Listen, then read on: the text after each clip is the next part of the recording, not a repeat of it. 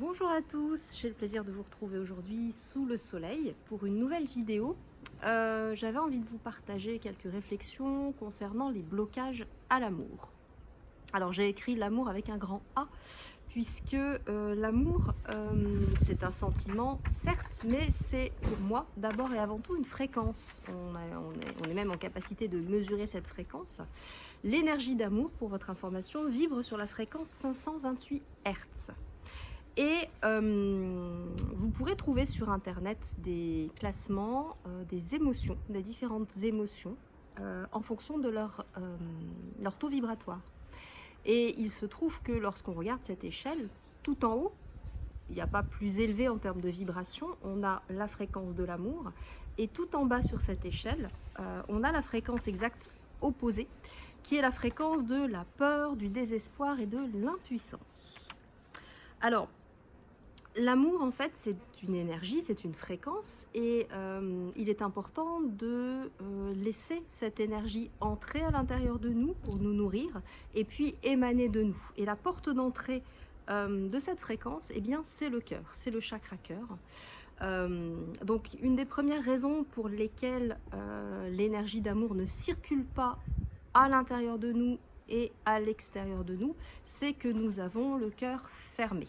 Et là aussi, on peut mesurer le taux d'ouverture du chakra cœur. On mesure en pourcentage. Et lorsqu'on a un chakra cœur qui tourne, qui est ouvert en deçà de 50-60%, clairement, ça veut dire que notre chakra cœur est refermé. Ne s'expanse pas comme il devrait et ne laisse pas circuler l'énergie d'amour comme il le devrait. Alors qu'est-ce qui vient refermer notre cœur? Eh bien, ce sont nos expériences de vie douloureuses, toutes les souffrances que nous avons pu ressentir. En fait, on referme notre cœur pour se mettre en protection. Et moi, j'entends souvent au cabinet, oui, mais je n'ai pas envie de souffrir à nouveau. Lorsque l'on croit que dans une relation, on va souffrir à nouveau, revivre les mêmes expériences douloureuses, eh bien, on a tendance à, consciemment ou inconsciemment, mais souvent c'est conscient, à refermer notre cœur et de fait à bloquer le chakra cœur et donc à empêcher l'énergie et la fréquence d'amour de rentrer à l'intérieur de nous et d'en émaner. Donc ça peut être un des gros blocages à l'amour. Mais ça n'est pas le seul. Vous l'avez compris, donc en termes vibratoires, l'exacte vibration opposée de l'amour, c'est la peur. Qu'est-ce qui va générer des peurs et donc bloquer la circulation de l'énergie d'amour? Eh bien, il y a toutes les peurs liées à nos blessures. Lorsqu'on est dans la blessure d'abandon, eh bien, clairement, on va avoir peur que l'autre nous abandonne. Lorsqu'on est dans la blessure de trahison, on va avoir peur que l'autre profite de nous, nous utilise, nous trompe, nous trahisse. Lorsqu'on est dans la blessure d'injustice, on va avoir peur de donner et de ne pas recevoir, d'être dans une relation déséquilibrée ou pas à la hauteur de ce qu'on mérite. Ou bien on va avoir peur de ne pas mériter cet amour qui nous est donné de vivre. Lorsqu'on est dans la blessure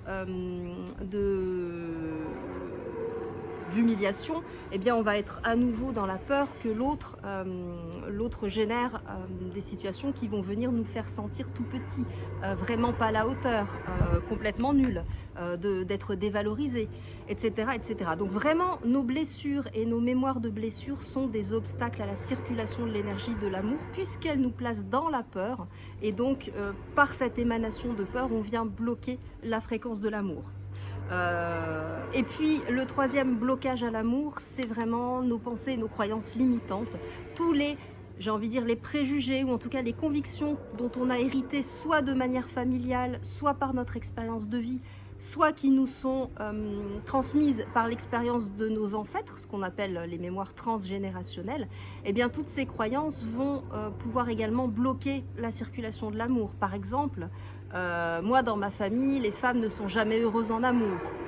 Ou bien les femmes ne peuvent jamais vivre le grand amour, elles doivent toujours se contenter d'un amour conventionnel, etc. On peut trouver énormément de croyances limitantes et de mémoires lourdes que l'on porte à notre insu, qui sont issues de la transmission de nos lignées transgénérationnelles, qu'elles soient maternelles ou paternelles, et qui viennent créer des blocages et des schémas répétitifs dans nos vies, et vraiment fermer fermer la porte à la circulation de l'énergie d'amour. Donc si on veut vraiment accueillir cette énergie en nous et pouvoir ensuite l'émaner autour de nous, il va être important vraiment de prendre conscience de toutes ces énergies dissonantes à l'intérieur, qu'elles soient liées à des mémoires karmiques ou transgénérationnelles, à des croyances limitantes, ou qu'elles soient liées à nos peurs ou à des expériences de vie douloureuses. Voilà.